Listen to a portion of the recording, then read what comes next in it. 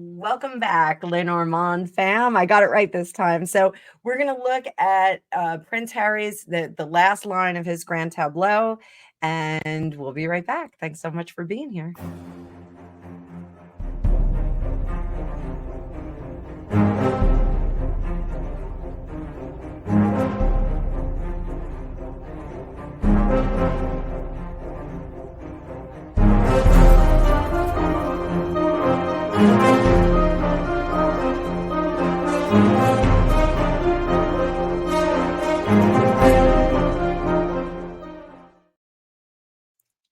Welcome back. This is my Lenormand series on Harry, Prince of Null. I don't know what else to call him at this point.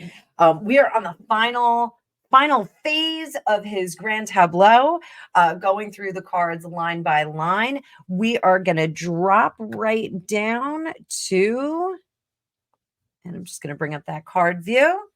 There we go. The Man house down here in the lower left, and we have that represented by the heart, which is our emotions and good things.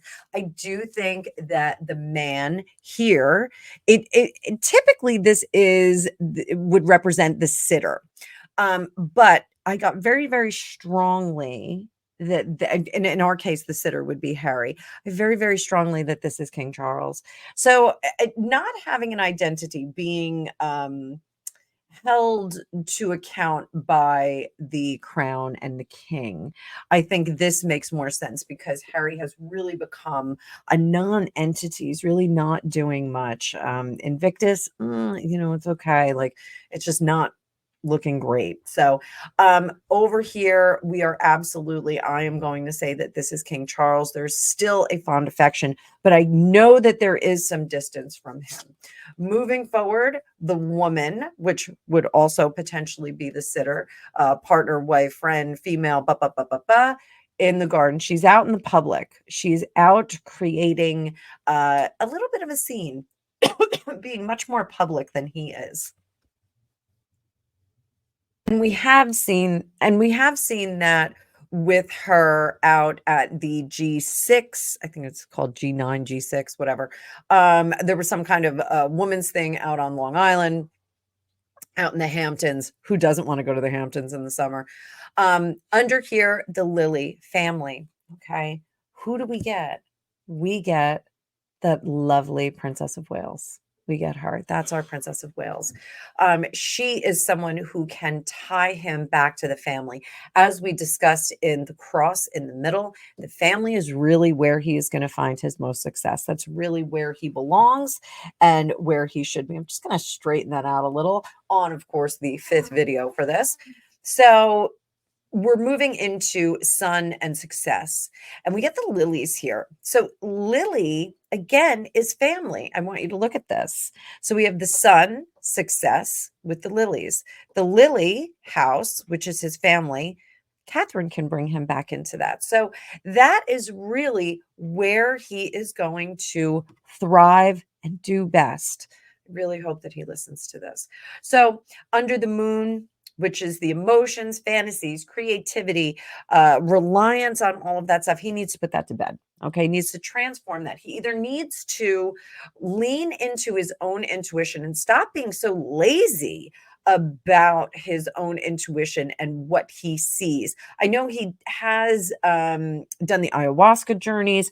That will spark, not that I've been on an ayahuasca journey, but that will spark some connection to the world of the dead. That will spark some connection to your intuition. And he needs to stop asking for gurus and other people to hand it to him. Do the work, Harry. Anyone can be psychic. I tell all of my clients and my students that anyone can be psychic. Tap into it. Find your psychic ability, because I think it's going to reveal some crazy things that are going on in your world. Moving forward into the key, which is important things. So remember, we had the key here on the book, the secrets. These are important things that we have coming. The key house here, the important things will illuminate him. They will let him see the reality that's going on. If scales are falling off someone's eyes, it's happening now. Moving forward to fish, Money. We have the stork here. If Harry is curious about where his money is going, where all that spending is going, and everyone has, a friend that, in some marital relationship, I can't figure out where all the money goes. And then they find out that somebody has a pinball habit or something crazy like that. He is going to find out that his money has been filtered over to individuals to support them.